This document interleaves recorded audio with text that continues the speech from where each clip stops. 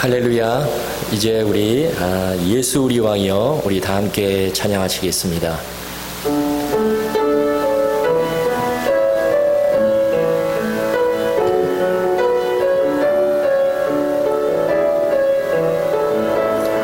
예수 우리 왕이여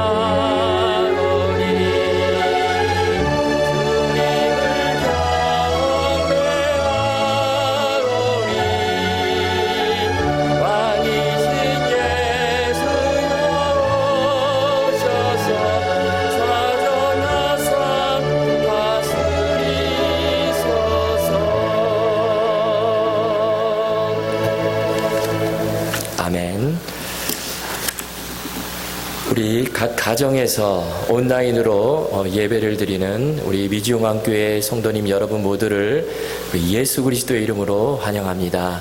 이제 우리 다 같이 묵도하심으로 주일 예배를 우리 하나님 앞에 드리시겠습니다.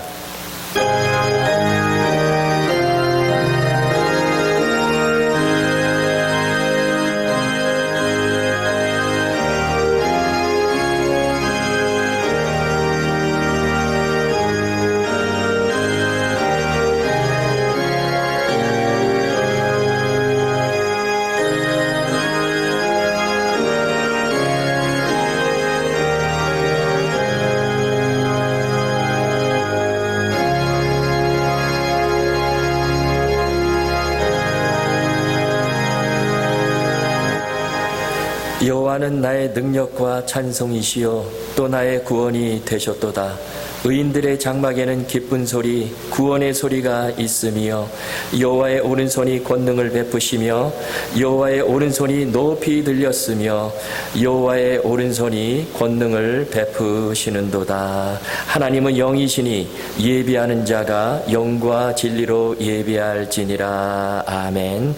사랑하는 성도 여러분, 우리 하나님께서 기뻐하시는 예배는 우리의 상한 마음과 동의하는 심령이라 하셨습니다. 이 시간 우리 다 같이 지난 날을 돌아보시며 우리 성령님께서 주시는 진실한 마음으로 우리의 입을 열어 하나님 앞에 참회의 기도를 드리는 시간을 갖겠습니다. 다 같이 기도하시겠습니다.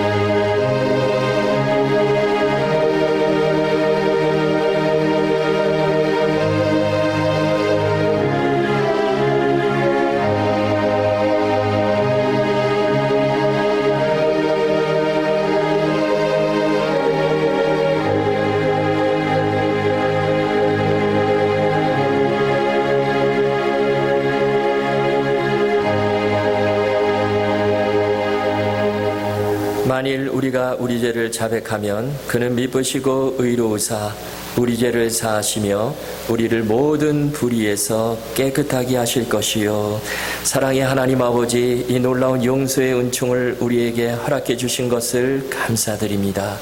이제는 우리가 법 아래 있지 아니하고 은혜 아래 있기 때문에 더 이상 죄가 우리를 주관치 못할 것을 믿습니다. 이 시간 우리 모두를 다시 한번 성령의 능력으로 강건케 해주시고 충만케 하여 주시옵소서. 예수님의 이름으로 기도하옵나이다. 아멘. 다 같이 사도신경으로 우리 신앙을 고백하시겠습니다. 전능하사 천지를 만드신 하나님 아버지를 내가 믿사오며 그 외아들 우리 주 예수 그리스도를 믿사오니 이는 성령으로 잉태하사 동정녀 마리아에게 나시고 본디오 빌라도에게 고난을 받으사 십자가에 못 박혀 죽으시고 장사한 지 사흘 만에 죽은 자 가운데서 다시 살아나시며 하늘에 오르사 전능하신 하나님 우편에 앉아 계시다가 저리로서 산자와 죽은 자를 심판하러 오시리라. 성령을 믿사오며 거룩한 공회와 성도가 서로 교통하는 것과 죄를 사하여 주시는 것과 몸이 다시 사는 것과 영원히 사는 것을 믿사옵나이다. 아멘. 이 찬송가, 새 찬송가 442장, 통일 찬송가 499장 다 같이 찬송하시겠습니다.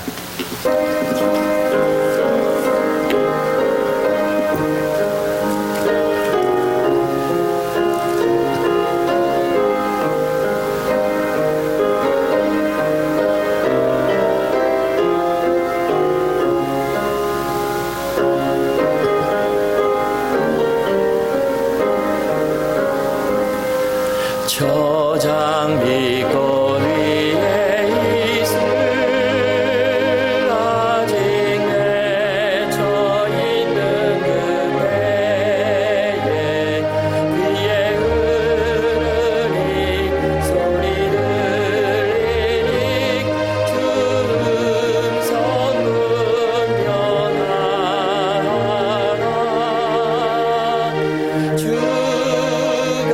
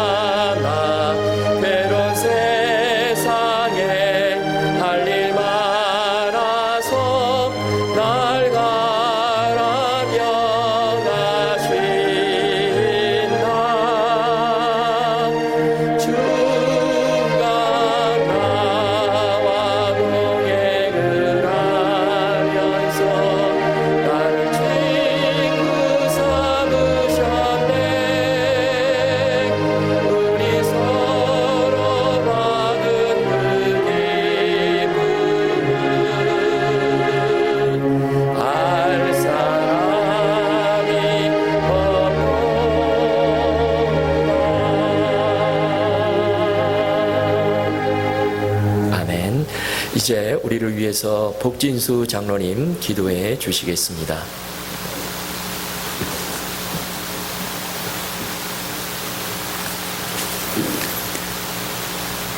하나님 아버지, 어려움 중에서도 이렇게 온라인 예배를 드릴 수 있도록 인도하여 주심을 감사드립니다. 코로나 바이러스라는 무서운 질병으로 고통받고 우리의 삶의 질이 떨어지고 무너져도 아버지께 감사와 영광을 올릴 수 있는 확고한 믿음을 더하여 주시옵소서. 이 모든 사태가 다시 제자리로 속히 되돌아올 수 있도록 아버지 역사하여 주시옵소서. 저희의 죄로 인하여 넘어져도 아버지 말씀과 함께 다시 세워주시고 말씀 안에서 회개하게 하여 주시어 아버지 말씀과 함께 회복시켜 주시옵소서. 교회가 모이지 못하고 예배도 온전치 못하여도 저희들 말씀을 묵상하여 주님의 날을 기다릴 수 있도록 주님 축복하여 주시옵소서. 특별히 저희 교회에 연로하신 성도님들 많이 계십니다. 주님, 지금까지 지켜주시듯 앞으로도 언제까지나 사탄이 틈타지 않도록 한 분 한 분 주님 지켜주시옵소서. 육신의 질병으로 고통받고 계신 성도님들도 계십니다. 주님의 손길로 안수하여 주시어 깨끗이 나음 받도록 도와주시옵소서. 이전보다 더욱 강건한 육신으로 돌아와 함께 감사하며 예배에 올릴 수 있도록 은혜를 베풀어 주시옵소서.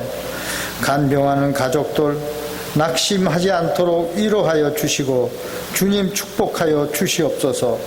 온 세계에 퍼진 이 질병이 아버지 말씀을 전파하는 선교사님들의 앞길을 막지 못하도록 역사하여 주시옵소서. 오늘도 말씀 전하시는 윤충열 목사님 영육간에 강건케 하여 주시옵고 어떤 어려움이 닥쳐와도 이겨나가도록 아버지 함께하여 주시옵소서. 말씀의 능력을 더하여 주시옵고 성령 충만토록 주님 축복하여 주시옵소서.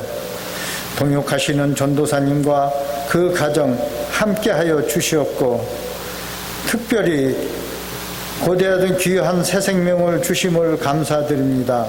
믿음의 자녀 늘 건강 주시고 지혜롭고 온전한 자녀로 커가도록 주님 축복하여 주시옵소서. 저희 모두 아버지께서 함께하여 주심을 감사드리오며 이 모든 말씀 예수님의 이름으로 기도드립니다. 아멘.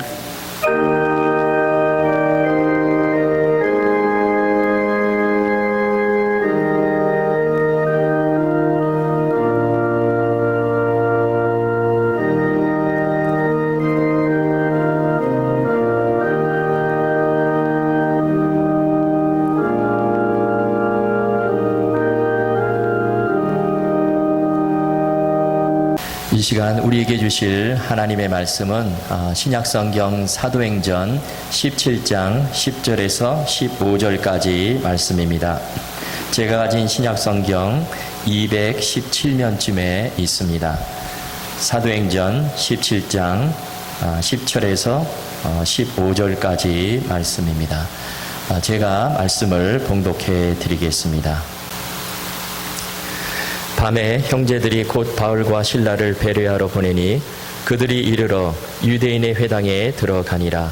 베레아에 있는 사람들은 데살로니가에 있는 사람들보다 더 너그러워서 간절한 마음으로 말씀을 받고 이것이 그러한가 하여 날마다 성경을 상고하므로 그 중에 믿는 사람이 많고 또 헬라의 귀부인과 남자가 적지 아니하나 데살로니가에 있는 유대인들은 바울이 하나님의 말씀을 베레아에서도 전하는 줄을 알고 거기도 가서 무리를 움직여 소동하게 하거늘 형제들이 곧 바울을 내보내어 바다까지 가게 하되 실라와 디모데는 아직 거기 머물더라.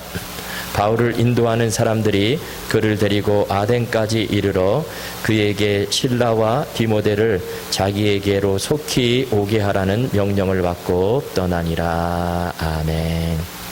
네, 이제 우리 김연아 권사님께서 귀한 찬양을 해 주시겠습니다.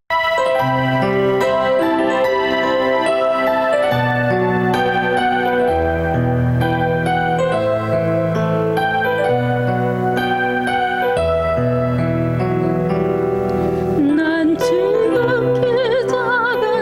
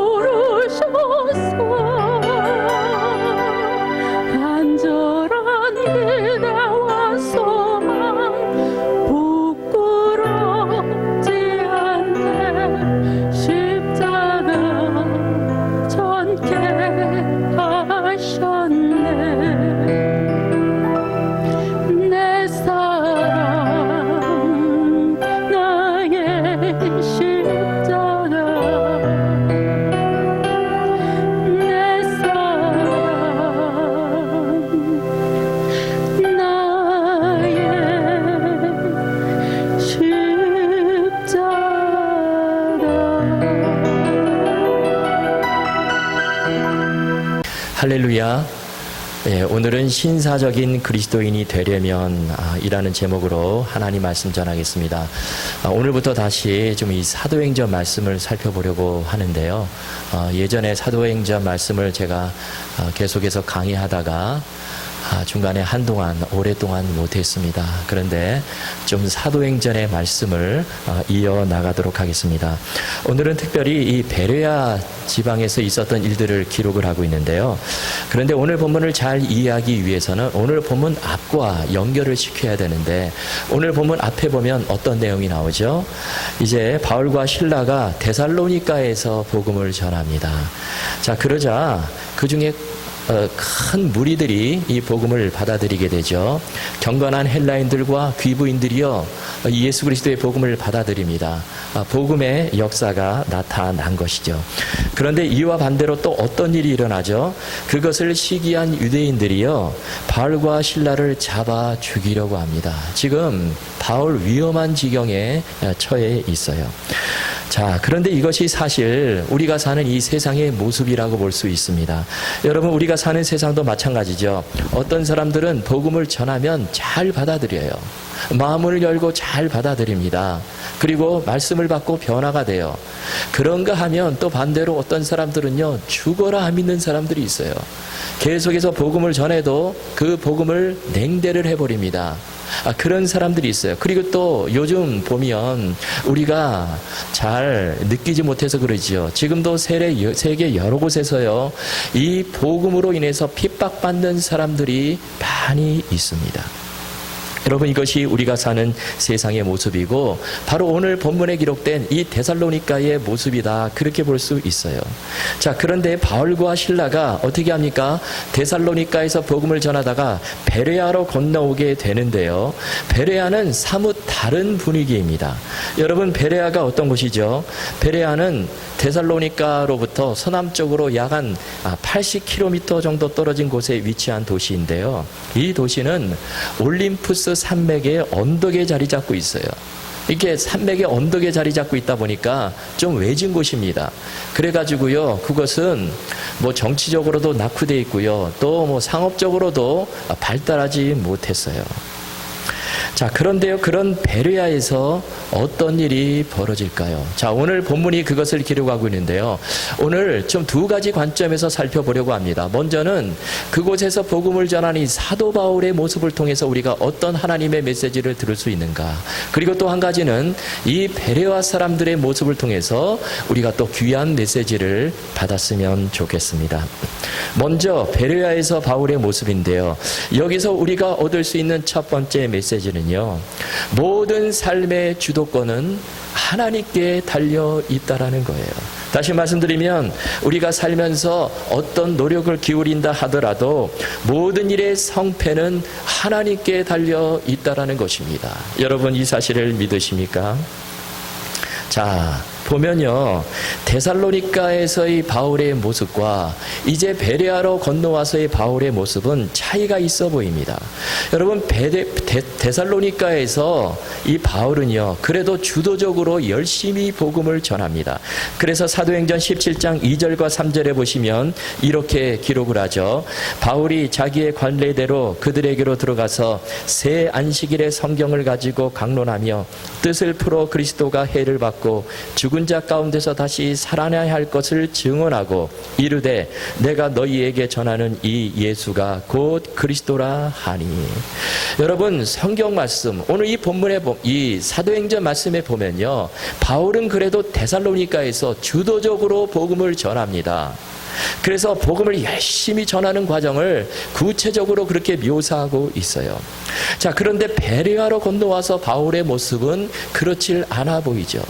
뭐 바울이 어떻게 복음을 전했고 어떤 말씀을 전했는가, 그런 이야기가 나오질 않습니다. 한 가지가 딱 나오는데요, 복음 전한 것과 관련된 한 가지가 딱 나오는데, 그것이 뭐냐면 여러분 10절에 보면 바울이 베레아에 도착해서 유대인의 회당에 들어갔다, 이것이 끝이에요. 뭐 거기서 어떻게 예수 그리스도의 복음을 전하고 그런 구체적인 내용은 기록이 되어 있지 않습니다. 그리고 나머지 오늘 본문을 보면요, 다 바울이 도피하는 이야기예요. 그것도 바울이 스스로 도피하는 것이 아니라 예수 믿는 형제들이 바울을 도피시켜 준 것이죠. 오늘 본문에 보면 바울이 도피했다, 그 이야기가 두 번이나 나옵니다. 먼저 10절을 보십시오. 밤에 형제들이 곧 바울과 실라를 베레아로 보내니 그들이 이르러 유대인의 회당에 들어가니라. 여기 보니까 데살로니가 유대인들이요 바울과 실라를 핍박하려고 하자 믿는 형제들이 바울과 실라를 베레아로 보냈어요. 바울이 스스로 베레아로 간 것이 아니라 그들은 형제들에 의해서 보내어진 것입니다. 그것도 밤에 보내어지죠. 그리고 또 13절 이하에 보면요, 바울이 또 도피하는 이야기가 나오는데요. 자, 바울이 베레아에 와서 이제 회당에 들어가서 복음을 전하는데요. 그러자 또 데살로니가에서 그 핍박하던 유대인들이 베레아까지 쫓아와서 지금 바울을 또 핍박을 하려고 합니다. 자, 그러자 14절에 보니까 형제들이 곧 바울을 내보내어 바다까지 가게 하되, 형제들이 바울을 또 바다로 피신시켜 줍니다. 그리고 이어지는 15절에 보니까요, 바울을 인도하는 사람들이 그를 데리고 아덴까지 이르러, 그래서 바울이요 베레아에서 바다로 피신하고 거기서 아덴까지 도착을 하게 됩니다. 여러분, 이 본문을 보면요 참으로 바울이 무기력해 보입니다. 수동적으로 움직이는 것처럼 보여요. 주도적이지가 않습니다. 그래서 오늘 본문에 보면요, 뭐 보내니, 내보내어, 데리고 가다, 이렇게 좀 수동적인 단어들이 계속해서 나옵니다. 자, 그렇다면 바울이 왜 베레아에서 이런 모습을 보일 수밖에 없었을까요? 사실 바울은요 이 유럽 지리에 밟지가 않습니다. 사실 이 데살로니가, 베레아, 아덴 이런 지역들은요 이 유럽의 마게도니아 지방에 속한 도시들이에요. 그런데 바울이 원래 어디 출신이죠? 바울은 소아시아, 길리기아 다소 출신이에요. 그래서 바울은요 아시아 지방, 이 소아시아 지방에 대해서는 그래도 좀 지리를 압니다. 거기서 자라나고 성장했기 때문에, 태어나서 성장했기 때문에. 그런데 이 유럽에 건너와 보니까 유럽은 참 낯설어요. 지리가 밟지를 않습니다. 그러다 보니까 혼자서 뭐 주도적으로 움직일 수 있는 그런 상황이 아닌 것이죠. 그리고 뿐만 아니라 계속해서 핍박까지 일어납니다. 이렇게 돼 보니까 바울이 참으로 무력해 보이죠. 특별히 오늘 본문의 이 베레아에서는 더 그렇게 보입니다. 그래서 오늘 본문에 대한 이야기를 보면요, 뭐 바울이요 복음을 전한 그런 이야기보다도 바울이 도피하는 이야기로 도배가 되어 있어요. 자, 그런데요, 그런 베레아에서 놀라운 일이 일어나는 거예요. 복음의 열매들이 맺혀집니다. 베레아 사람들이요 말씀을 너그럽게 받고 간절한 마음으로 받고요, 날마다 그 말씀이 그런지 성경을 상고합니다. 그래서 12절에 보니까요 어떤 열매들이 맺혀집니까? 그 중에 믿는 사람들이 많고 또 헬라의 귀부인과 남자가 적지 아니하니. 참으로 놀라운 복음의 열매, 복음의 진전이 나타나게 된 것이죠. 하나님의 역사입니다. 여러분, 이 말씀이 우리에게 주는 그 의미가 무엇일까요? 우리 인생은 사람에게 달려있는 것이 아니라는 것입니다. 내 인생 내 힘으로 열심히 노력해서 되는 것이 아니라는 거예요. 또 반대로 내가 아무리 열심히 노력을 해도 일을 이루어지는 것이 아닌데, 무력하고 정말 수동적으로 움직일 수밖에 없는 그런 상황 속에서도 하나님께서 도와주시면 길이 열리고요 많은 열매들이 맺힐 수 있다라는 것입니다. 여러분, 우리가 야곱을 잘 알죠. 야곱의 스토리 어떻습니까? 야곱이 형 에서와 어떻게 화해를 하게 되죠? 뭐 야곱이 머리를 써가지고요 수많은 가축대를 형 에서에게 뇌물로 바쳐가지고, 아마 이건 사람들의 생각이에요. 야곱도 그런 생각을 가졌습니다. 그래가지고요 수많은 이 가축대들을 형 에서에게 주어가지고 내가 형 마음을 녹여서 형과 화해해야 되겠다, 그런 생각을 가졌어요. 그런데 여러분, 어떤 방법으로 화해가 일어나죠? 그런 것이 아니라 전혀 다른 방법으로 화해가 이루어지는데, 그것은 사람의 노력이 아니라, 야곱의 노력이 아니라 하나님께서 개입해 주셔서 놀라운 방법으로 에서와 화해를 하게 되는 것입니다. 야복 강가에서 야곱이 천사와 밤새도록 씨름을 하죠. 그때 야곱의 환도뼈가 부러지고 다리는 절고요. 머리는 헝클어지고 옷은 완전히 먼지투성이가 되고요. 땀 냄새가 완전히 배고 그냥 거지꼴이 되었습니다. 그런데 그런 야곱의 모습, 저 에서가요 멀리서 보니까 야곱이 지금 걸어오는데요, 그런 야곱의 모습을 보고 에서의 마음이 순식간에 녹아지는 것입니다. 그래가지고요 나도 모르게 그냥 반가워서 목을 끌어안고 눈물을 흘리며 화해를 하게 되죠. 여러분, 이때 야곱의 모습은 참으로 무기력해 보여요. 도망도 못 갑니다. 다리도 절어서. 그런데 하나님은 그런 상황 속에서도 일을 이루어 주시는 것이죠. 뉴질랜드에 이 백종원이라는 별명을 가진 식당 사장님이 있었습니다. 여러분, 백종원 씨 아시죠?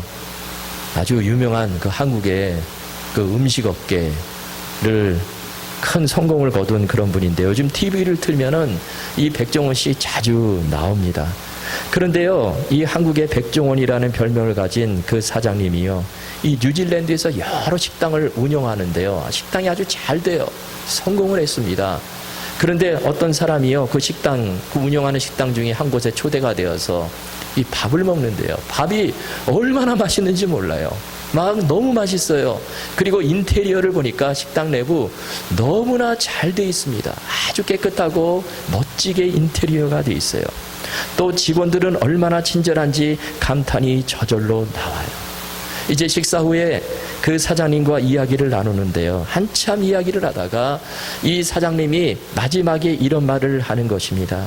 제가 이렇게 성공하게 된 것은 제가 잘해서가 아니고 다 하나님의 은혜입니다.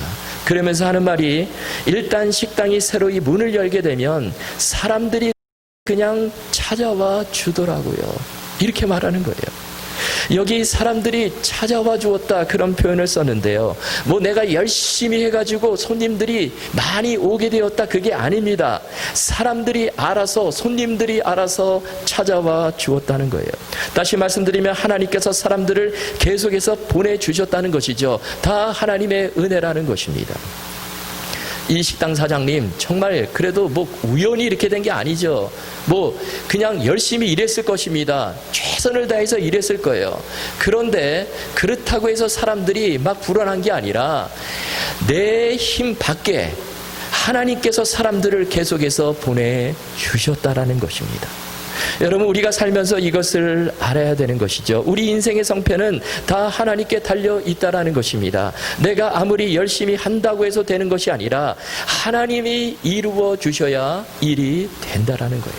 삶의 주도권이 하나님께 있다라는 것입니다. 여러분, 그러므로 우리가 할 일은 어떤 순간에도 낙심하지 않고 하나님 의지하는 거예요.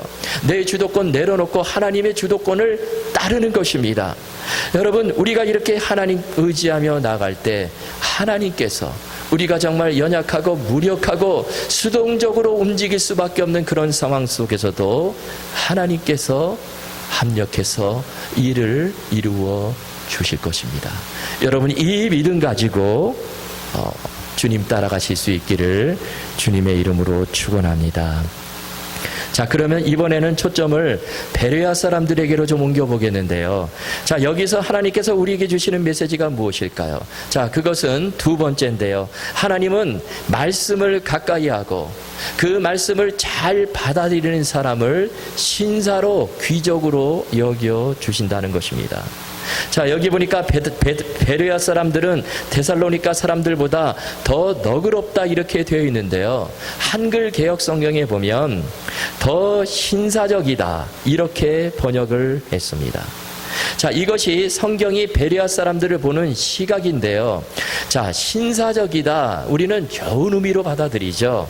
자, 그런데 원래 그 말의 뜻이 무엇일까요? 신사적인 헬라어 원문에 보면요, 유게네스라는 단어를 사용했는데 그 원래 뜻은 귀하게 태어난 높은 신분의 사람, 그런 뜻입니다.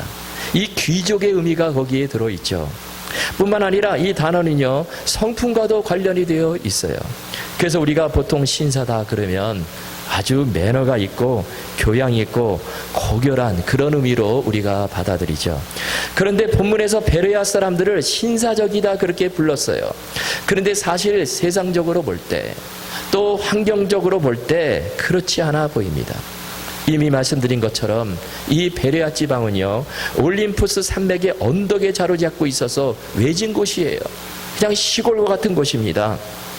정치적으로도 상업적으로도 발전하지 못한 곳인데, 그런데 여러분, 그런데 성경은 그런 곳에 사는 사람들, 겉으로 볼 때는 전혀 귀족과 신사와 어울리지 않는, 어떤 배경도 없고 정말 그렇게 외진 곳에서 살아가는 그런 사람들을 향해서 성경은 신사적이다, 그것도 비교급을 써가며 더 신사적이다 이렇게 극찬을 했다라는 것입니다.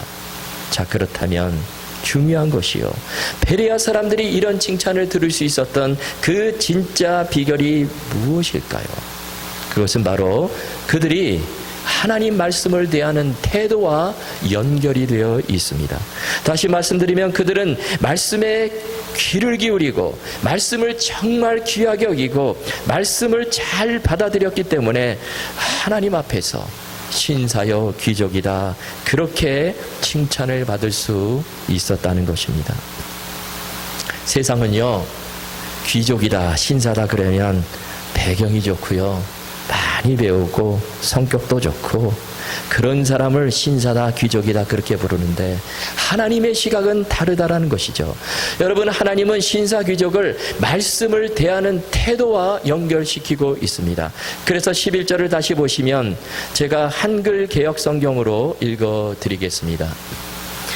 베레아 사람은 데살로니가에 있는 사람보다 더 신사적이어서, 자, 그 다음에 어떤 말씀이 기록이 되어 있습니까? 세상 사람들이 생각할 때 이 정도 되면 그 뒤에 어떤 말이 붙어야 될까? 세상적으로 볼 때는요, 집안도 좋고 귀족 스타일이고 또 매너도 있고 성격도 좋고 스펙도 아주 좋고 이런 것들이 쫙 나열이 될 것처럼 보이는데, 그런데 그것이 아니라 이 11절을 계속해서 읽어보시면 더 신사적이어서 간절한 마음으로 말씀을 받고 이것이 그러한가 하여 날마다 성경을 상고함으로. 오늘 이 11절 말씀은 신사적이다, 신사와 귀족을 무엇과 연결시키고 있습니까? 바로 하나님 말씀과 연결시키는데, 사람이 그 말씀을 어떻게 얼마나 잘 수용하고 날마다 그 말씀을 어떻게 더 가까이 하고 그 말씀을 소중히 여기는가, 그것에 따라서 신사와 귀족과 연결시키고 있다는 것입니다. 여러분, 그렇습니다. 하나님이 인정해 주시는 신사 귀족은요, 다른 사람들이 아니라 하나님 말씀을 마음문을 열고 잘 받아들이는 사람입니다. 옥토와 같은 마음을 가진 사람이에요. 하나님은 그런 사람을 칭찬해 주시고 너는 참으로 신사고 귀족이다 그렇게 인정해 주시는 것이죠. 오늘 본문에 나오는 베레아 사람들이요, 바로 그런 사람들이었어요. 자, 그렇다면 한 걸음 더 나아가서 베레아 사람들은 도대체 말씀을 어떻게 받아들였길래 그런 칭찬을 들을 수 있었을까요? 자, 저 11절 말씀에 보면 세 가지가 나오는데요, 11절에 더 신사적인 이 말씀을 오늘 본문에서는 더 너그러워서 이렇게 번역을 했습니다. 그래서 오늘 본문 11절 보시면요, 베레아에 있는 사람들은 데살로니가에 있는 사람들보다 더 너그러워서 간절한 마음으로 말씀을 받고 이것이 그러한가 하여 날마다 성경을 상고함으로. 여기 세 가지가 나오죠. 첫 번째는 베레아 사람들은 더 너그러웠다는 것입니다. 마음이 너그러웠어요. 그리고 두 번째는 간절한 마음으로 말씀을 받았습니다. 그리고 세 번째는 이것이 그러한가 하여 날마다 성경을 상고했습니다. 먼저 첫 번째로 베레아 사람들은 말씀을 너그러운 마음으로 받았다라는 것이죠. 참 중요합니다. 여러분, 너그러운 마음은 부드러운 마음입니다. 이 수용성과 관계가 있어요. 마치 스펀지가 물을 빨아들이듯이 쫙쫙 하나님 말씀을 빨아들이는 것이죠. 어떤 거부감도 없이 그냥 부드러운 마음으로, 열린 마음으로 그 말씀을 받아들입니다. 비가 올 때요, 그릇을 땅 밑으로 엎어놓은 것이 아니라 위로 향해 놓으면 어떻게 됩니까? 비가요 그냥 그 물에 가득 담기게 되죠. 이처럼 열린 마음으로 말씀을 받는 것이죠. 예수님께서 씨 뿌리는 비유를 말씀하셨는데 거기 4가지 마음밭이 나오죠. 어떤 밭입니까? 길가, 돌밭, 가시떨기, 그리고 옥토, 좋은 땅인데요. 말씀을 간절한 마음으로 너그러운 마음으로 말씀을 받는다는 것은 바로 이 좋은 땅 옥토와 같은 마음이에요. 그래서 말씀이 마음에 심겨지면요 싹이 나고요 자라나서 많은 풍성한 열매를 맺게 됩니다. 베레아 사람들이 이렇게 너그러운 마음으로 하나님 말씀을 받았습니다. 그래서 이 마음이 얼마나 중요한지 몰라요. 한 여성이요 친구로부터 책 한 권을 선물을 받았습니다. 그 책을 집에 가서 호기심을 가지고 있는데요 좀 몇 장 이렇게 읽어다 보니까 재미가 없는 것처럼 보여요. 그래서 그냥 방구석에 처박아 놓고 말았습니다. 그리고 며칠 후에 어떤 모임에서 이 그녀는요 이 우드라는 이름을 가진 아주 잘생기고 매력적인 청년을 소개를 받았어요. 이 미팅을 하게 되는데요 너무 호감이 가는 거예요. 그래서 그와 이런저런 이야기를 나누다가 이 여성분이 이런 이야기를 합니다. 제가 얼마 전에 책을 한 권 읽기 시작했는데 그 책의 저자 이름이 우드입니다. 당신의 이름과 똑같아요. 우연치고는 정말 큰 우연인 것 같습니다. 그러면서 아니죠. 당신 아니죠. 이렇게 물었어요. 그러자 그 청년이요 우연이 아닙니다. 그 책의 저자가 바로 저입니다. 제가 그 책을 썼어요. 그러는 거예요. 그러자 그날 저녁에 이 여성분이 집에서 그 방구석에 처박아 놓은 그 우드책을 다시 꺼내들어 읽기 시작합니다. 그런데 놀라운 것은요 처음 읽었을 때와 완전히 다른 거예요. 처음에는 그냥 몇 장 읽다가 너무 재미가 없어서 그냥 처박아 놨는데 이번에는 그것이 아닙니다. 너무나 그 스토리가 흥미롭고 재미가 있어요. 그래서 밤을 새워가며 다 읽어버렸다는 거예요. 그 후에 그녀는 그 책의 저자 우드와 결혼해서 우드 부인이 되었습니다. 여러분은 어떻게 그토록 재미없어 보이던 책이 하루아침에 재미있는 책으로 변할 수 있었을까요? 마음이 달라졌기 때문이죠. 마음이 너그러워졌기 때문입니다. 열린 마음으로 그 책을 보니까 또 저자를 사랑하는 마음으로 그 책을 보니까 너무 재미있고 흥미로운 책이 되더라는 것이죠. 여러분 마찬가지입니다. 우리의 마음이 참 중요해요.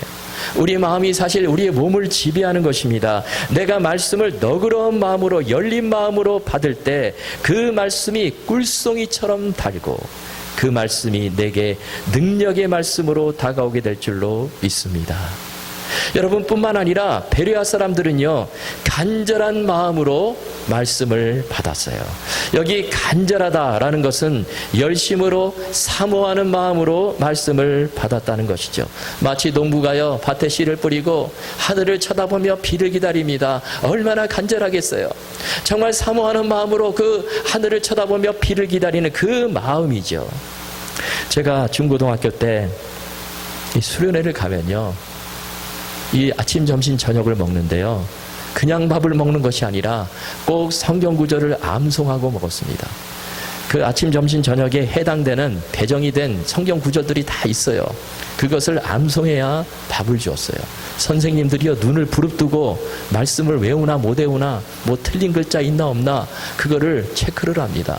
그러면요 학생들 보면 얼마나 열심히 말씀을 외우는지 몰라요. 그 밥을 먹으려고 정말 그냥 평소에 뭐 외우지도 않는 그 말씀을요 그냥 열심히 그냥 달달 외웁니다. 눈에 빛이 반짝반짝 나면서 말씀을 외워요. 여러분 그런 열심으로 간절한 마음으로 우리가 말씀을 받을 때 바로 거기서 풍성한 열매들이 맺혀지게 되는 것이죠. 여러분 또 한 가지 베레아 사람들은요 말씀을 받고 이것이 그러한가 그렇지 않은가 날마다 성경을 상고했습니다. 성경을 연구했습니다. 성경을 공부한 것이죠. 뿐만 아니라 실제로 그런지 그 말씀을 내 삶 속에 적용해 보았다는 거예요. 우리가 잘 아는 복음 전도자 D.L. 무디가 있죠. 이 무디의 성경책을 보면요, 곳곳에 밑줄이 쳐져 있고 또 이 약자로 알파벳 T, P라고 하는 그런 알파벳 약자가 적혀져 있다고 합니다. 어느 날 이 무디의 성경책을 본 어떤 사람이요 물었습니다. 무디 선생님, 왜 이 TP라는 약자를 성경 곳곳에 적어 놓았습니까? 그러자 이 무디가요, 이것은 tried and proved 라는 뜻인데, 그 TP 앞글자를 따는데, 즉 실험해 보았더니 입증이 되었다, 그런 뜻입니다. 그렇게 말하는 거예요. 무디는 그 읽을 말씀을 실제로 내 삶 속에 적용해 보았더니 놀랍게도 그것이 입증이 되고 이루어지고 하나님의 역사를 보게 되었다는 거예요. 그런 구절들, 그런 체험을 가지고 그 TP라는 그 약자를 성경 곳곳에 적어 놓은 것이죠. 여러분, 우리 하나님의 말씀은 참으로 능력이 있습니다. 놀랍습니다. 중요한 것은 내가 마음을 열고 그 말씀을 받는가 하는 거예요. 우리가 오늘 본문에 기록된 이 베레아 사람들처럼 그렇게 우리가 말씀을 대하고 받아들이고 적용한다면 놀라운 일들이 일어나게 될 것입니다. 하나님이 그런 우리들을 베레아 사람들처럼 신사다, 귀족이다 그렇게 여겨 주실 것입니다. 여러분, 우리 삶의 근거는 오직 하나님 말씀에 두어야 합니다. 성경에 두어야 하는데 그 말씀을 내 생명처럼 여기고 그 말씀을 너그럽고 간절한 마음으로 받고 또 그 말씀을 날마다 연구하고 내 삶에 적용한다면 우리 삶 속에 놀라운 하늘의 풍성한 열매들이 맺혀지게 될 것입니다. 하나님의 귀한 역사를 보게 될 것입니다. 여러분, 이 말씀 기억하시고요, 우리 살면서 오늘 본문에 있는 이 베레아 사람들처럼 우리가 그런 마음으로 하나님 말씀을 받으셔서 하나님 주시는 귀한 축복을 다 누리시는 우리 모두가 되실 수 있기를 주님의 이름으로 축원합니다. 이 시간 우리 다 같이 기도하시겠습니다. 하나님 아버지, 감사합니다. 오늘 베레아에서 있었던 그 일들에 대해서 우리가 말씀을 들었습니다. 하나님 아버지, 우리가 때로는 무력하고 내 힘으로 할 수 없고 정말 우리가 주도적이 못하는 그런 상황 속에 들어갔을 때, 그러나 그때도 눈을 들어 하나님 바라보고 의지함으로 정말 우리 하나님께서 열어주시고 하나님께서 역사해 주시고 하나님께서 이루어 주시는 그 귀한 축복을 다 누리도록 도와주시옵소서. 또한 우리가 베레아 사람들처럼 우리가 너그러운 마음으로, 간절한 마음으로, 또 그 말씀이 그러한가 날마다 성경을 통해 상고하며 그 말씀을 내 삶에 적용해서 정말 우리가 하나님의 귀한 말씀으로 채워지고 하나님의 놀라운 은혜 역사를 누리는 축복의 삶을 살도록 우리 모두를 붙잡아 주시옵소서. 감사드리며 예수님의 이름으로 기도하옵나이다. 아멘. 이제 우리 찬송가, 새 찬송가 200장, 통일 찬송가 235장 다 같이 찬송하시겠습니다.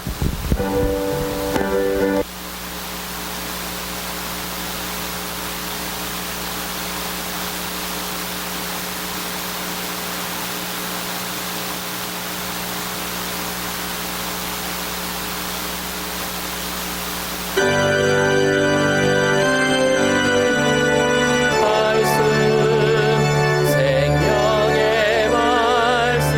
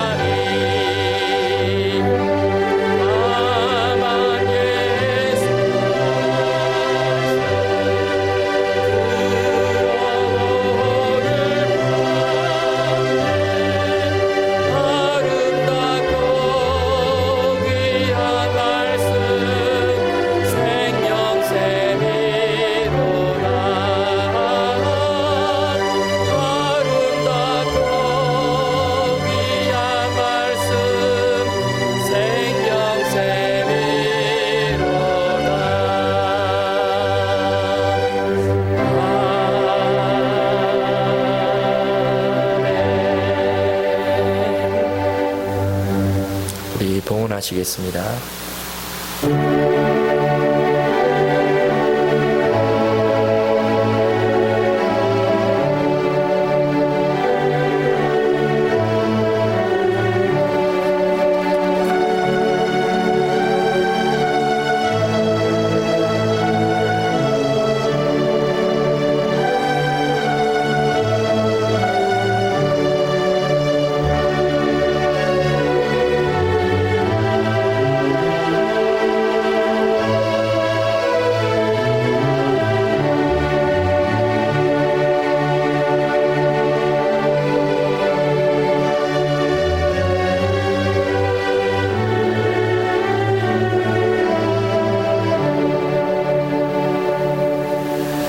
하나님 아버지 감사합니다. 우리가 사는 이 세상 여러 가지 복잡하고 문제도 일어나고 또 우리가 우리의 힘으로 주도할 수 없는 그런 이 세상을 살아가는데 하나님께서 그러한 우리들을 사랑해 주시고 날마다 이끌어 주시고 도와주시고 말씀으로 먹여주셔서 우리가 이렇게 은혜 끓을 누리며 하나님 사랑을 누리며 이렇게 살아가도록 주님 도와주시니 참으로 감사를 드립니다. 하나님 이 시간 이 하나님의 놀라운 은혜 저희들 감사한 마음으로 물질을 구별해서 하나님 앞에 올려드립니다. 하나님 이 예물을 받으시고 아버지 하나님 이 예물이 정말 주님의 귀한 복음 사역을 위해 또한 주님을 모르고 방황하고 허덕이는 그런 사람들이 주님께로 돌아오는 일에 사용되지도록 축복해 주시옵소서. 하나님 아버지 이 어려운 시기에도 물질을 구별해서 하나님께 드리는 귀한 자녀들 다 기억해 주시고 하나님 아버지 살아가면서 어렵지 않도록 주님께서 날마다 공급해 주시고 아버지 하나님 감사한 마음으로 찬송한 마음으로 그렇게 주님 따라가도록 축복해 주시옵소서. 모든 주도권이 하나님께 있음을 입술로 고백하며 하나님께 맡기며 평강을 누리는 우리 모두가 되도록 축복해 주시옵소서. 감사하며 예수님의 이름으로 기도하옵나이다. 아멘.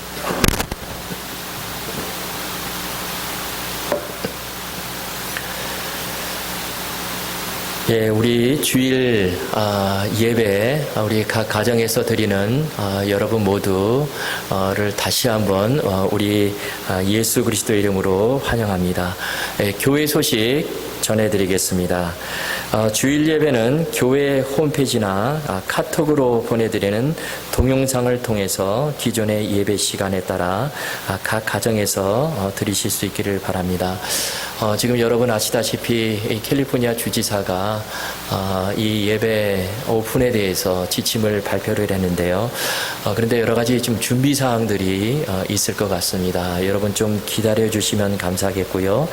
가정에서 예배를 드리실 때요, 경건한 마음과 단정한 복장으로 모두 가정에서 주일 예배를 드리시고요.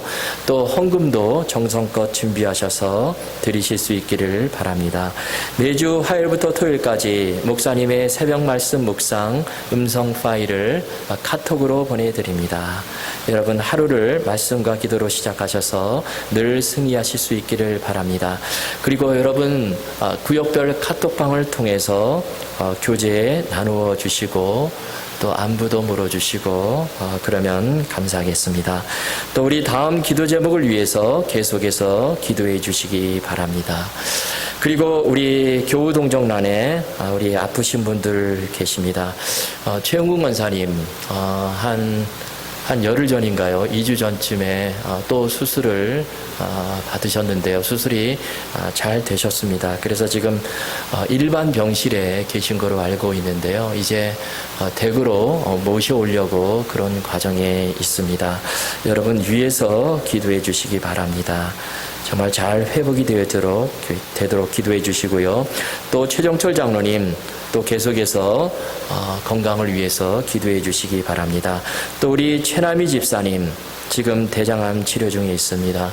이 6월 중에 우리 대장암 수술을 받는다고 하는데요. 하나님의 은혜로 수술을 잘 받으시고 회복이 되어지도록 위해서 기도해 주시면 감사하겠습니다.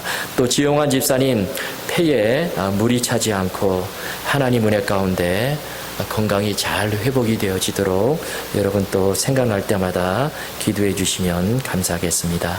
이제 우리 파송 찬송 부르시겠습니다.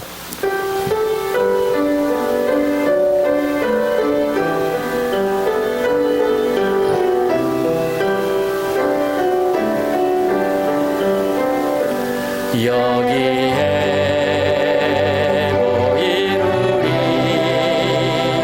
주의 은총 받은 자여라 주께서 이 자리에 함께 계심을 아노라 언제나 주님만을 찬양하며 따라가리니 시험을 당할 때도 함께 계심을 믿노라 이 믿음 거룩 굳세라 주가 지켜주신다 어둠 밤에도 주의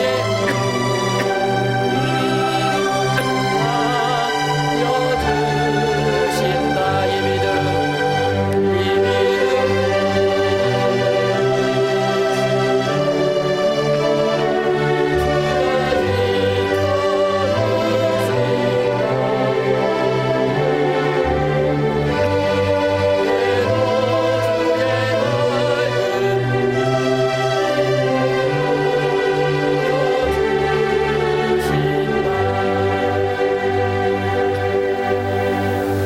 이제는 우리를 죄 가운데서 구원해 주시기 위해 십자가에 달려 돌아가시고 부활 승천하시고 지금도 우리의 모든 길을 친히 지도해 주시는 우리 주 예수 그리스도의 크신 은혜와 우리 하나님 아버지의 말로 달 수 없는 그 풍성하신 사랑하심과 성령님의 교통하시고 치료해 주시는 역사가 우리의 모든 삶의 주도권이 하나님께 있음을 늘 기억하고 어떤 상황 속에서도 낙심하지 않고 하나님만 바라보고 의지하며 또 하나님의 말씀을 귀하게 여기고 너그럽고 간절한 마음으로 말씀을 잘 받아서 그 말씀을 내 삶 속에 적용해서 우리 삶 속에 풍성한 말씀의 열매들이 맺혀지기를 소원하는 이 자리에 함께한 주님의 귀한 자녀들과 가정에서 온라인으로 예배드리는 모든 하나님의 귀한 자녀들 그리고 선교사님들 가운데 이제로부터 영원토록 항상 함께 하시옵기를